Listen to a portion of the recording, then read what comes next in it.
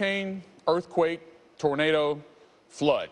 Natural disasters are the most damaging and oftentimes unifying events a community can experience.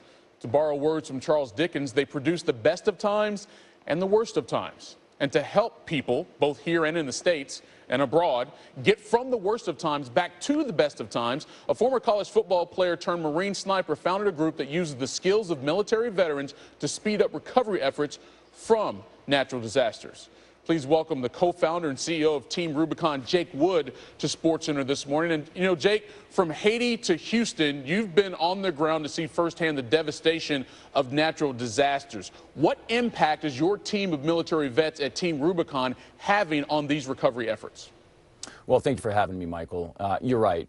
Team Rubicon has been all around the globe and all around the United States over the last 7 years. We've responded to well over 200 disasters in that time. And what we've seen is that, you know, the U.S. taxpayers invested a lot of money to train these men and women to do a lot of really unique skills. They've provided them with a lot of leadership experience. And, of course, these men and women have exercised those skills and gained that experience in some of the worst situations imaginable. And so what we try to do is retrain them so they can provide, help to people who need it most, to people who are experiencing their worst day, as you said. And what we found is that not only are they able to have a tremendous amount of impact on the ground, but the impact that they have in their own personal lives as they regain that sense of purpose is also very profound. And again, it's a dual positive, as you said. It helps the military vets once they get back to civilian life, but also the people they're dealing with the devastation. As I mentioned, you were a college football player. You enlisted in the Marines. You became a sniper. You had tours in Iraq and Afghanistan, as many of the people on your team also have experienced. When you come to these areas, Jake,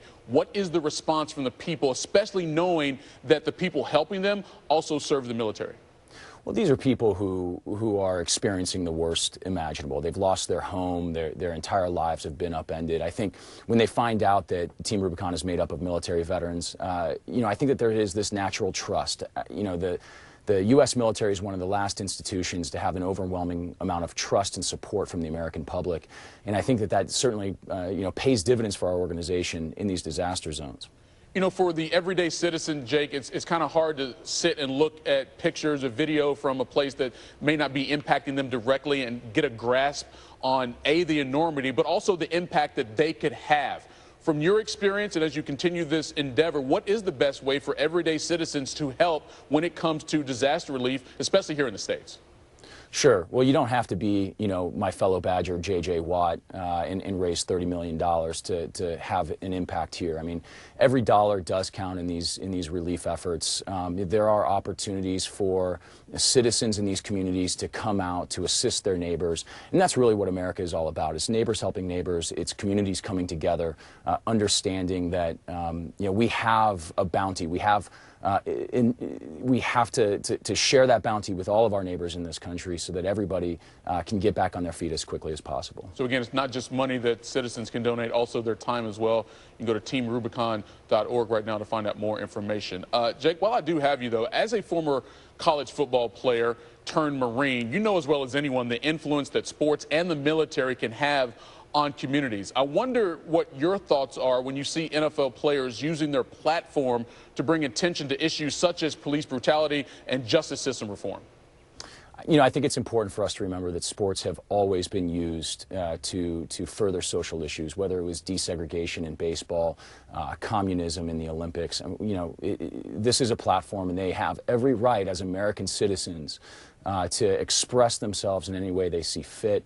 As a Marine, I fought for their right to do that, and I certainly myself stand for the national anthem because America has been very, very good to me. But I don't pretend that America, is the same for everyone in every community. And so, I support their right to do this. But that's just simply my opinion, and it's just the opinion of one person. But it is an informed opinion, Jake. We appreciate you sharing that. Let me ask you this before we let you get out of here. Your former Wisconsin teammate, Joe Thomas, recently surpassed 10,000 consecutive snaps. You said recently that your college career at Wisconsin was disappointing. So what did you get Joe to celebrate going over 10,000 consecutive snaps? I just simply haven't spilled the beans yet that I taught Joe everything he knows. Is that right? He never would have gotten to snap one if it wasn't without me. You sacrificed your career for his. Is that what you're telling me? I'm not a hero. It was my job. Jake Wood, co-founder and CEO of Team Rubicon, thanks for joining us here, and best of luck, and keep fighting a good fight, man. We appreciate it. Thank you, Michael.